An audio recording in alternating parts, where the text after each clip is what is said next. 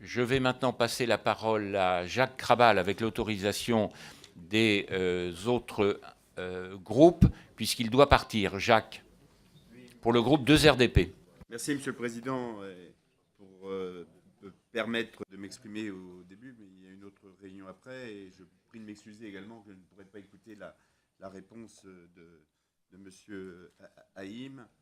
J'en suis d'autant navré que les propos que je vais tenir ne sont pas uniquement les miens, ils sont également ceux des associations, et en particulier de l'ONASA, opposée aux nuisances aériennes en Seine-et-Marne et dans l'Aisne.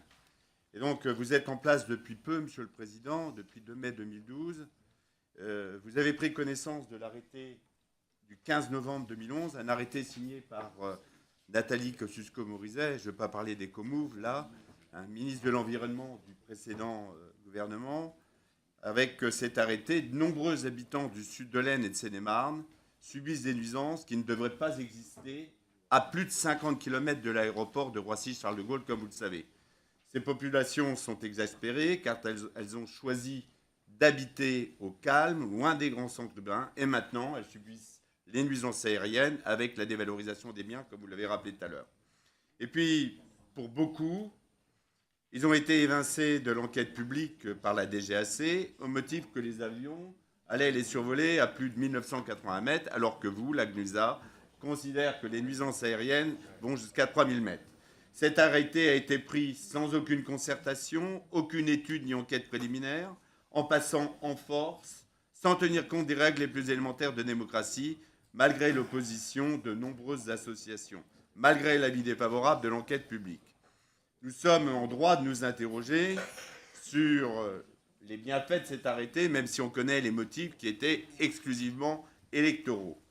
Donc, concernant les bienfaits de cet arrêté, réduire la pollution en allongeant les trajectoires pendant les phases les plus polluantes, atterrissage et décollage. Cet arrêté augmente donc de fait la pollution et il est contraire au Grenelle de l'environnement, anti-économique, puisqu'il y a un coût supplémentaire avec l'augmentation des trajets. Réduire le bruit. Le rapport de la CNUSA de septembre dernier montre clairement qu'il n'y a aucune amélioration et qu'un transfert des nuisances a eu lieu vers d'autres populations.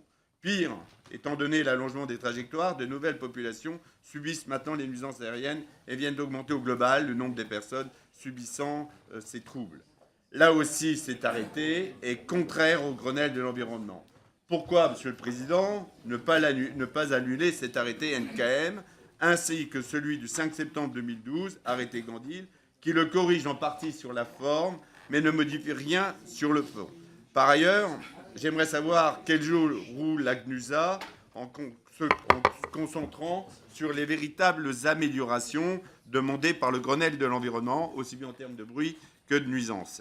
Ainsi, vous réfléchissez à poser des avions vent dans le dos afin de renvoyer encore une fois le trafic vers l'Est moins peuplé, encore une fois avec une perte de temps, alors que l'Est subit déjà les atterrissages 65% du temps par vent d'ouest. Nos espaces ruraux, nos habitants ne sont pas des sous-citoyens sur lesquels les nuisances peuvent être envoyées sans qu'ils ne puissent dire quoi que ce soit. Pourquoi la DGAC a-t-elle publié uniquement le bilan de relèvement pour l'ouest et pas pour l'est? Là encore, nos territoires ruraux méritent qu'un rapport soit également publié pour l'est. Puis les améliorations suivantes sont possibles. Je vous les propose sans avoir la volonté de casser la machine, comme vous n'avez la rappelé. La mise en place d'une descente douce depuis les AIF, instrument de procédure d'approche, et là je parle véritablement de descente douce et vous voyez pourquoi. Réduction du trafic nocturne de Roissy de 50% afin d'être à un niveau équivalent aux grands aéroports européens. Plafonnement de Roissy à 500 000 rotations par an. Et puis nous savons que les Airbus de la gamme A320 génèrent un bruit anormal lors des phases d'atterrissage. Nous vous demandons pourquoi les compagnies qui se posent sur Roissy n'ont pas cette obligation de corriger ces appareils. Et puis, pouvez-vous nous dire, donc répondre avec précision. Et dernière question.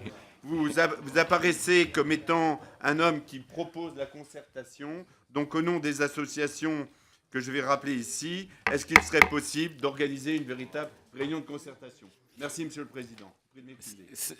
Simplement, cher Jacques, je te demande à l'avenir de respecter ton temps de parole. Voilà.